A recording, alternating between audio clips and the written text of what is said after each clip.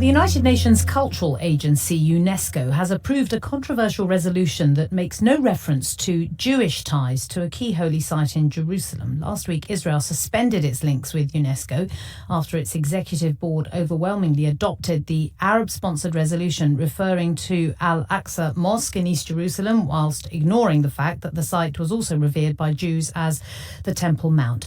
Let's speak to Hannah Weisfeld, who is the director and a founder of Yachad, which is a London-based organisation which describes itself as pro-peace and pro-Israel. Welcome to the programme. What's your response to what the executive have approved?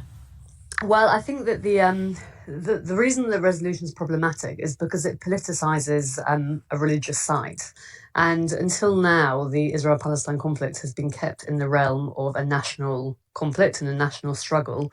And the minute that you tip that into sort of religious warfare, it's a much, much harder thing to solve. And Israel is, I guess, frustrated by the fact that there is no mention of Jewish ties to the holy site. And what that does is make people very nervous about what the intentions are behind it. Well, when you say what the intentions are, what do you think the motivation is? Well, I think there's two issues. One is that if you read the content of the resolution, there's clearly concerns on the Palestinian side, some of which are legitimate about Israel's actions.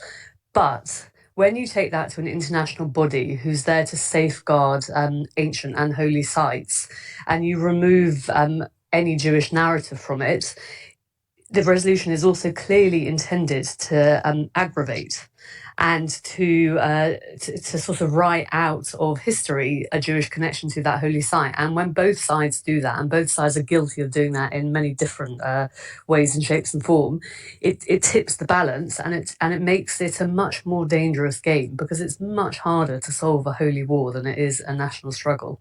Are you not reassured by the head of UNESCO, Irina Bokova, saying that nowhere more than in Jerusalem did Jewish, Christian and Muslim heritage and traditions share space? I mean, as a result of what she's saying now, she's getting death threats.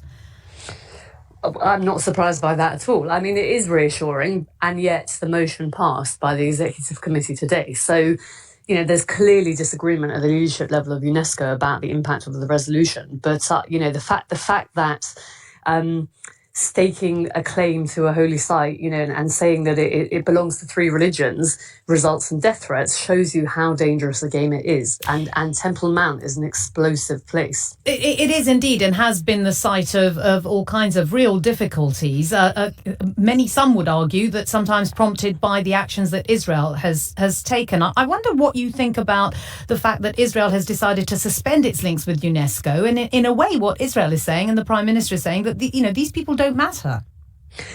Well, listen, without a shadow of a doubt, Jerusalem is at the core of this conflict, and tensions in Jerusalem over the past 18 months have been higher than they've ever been.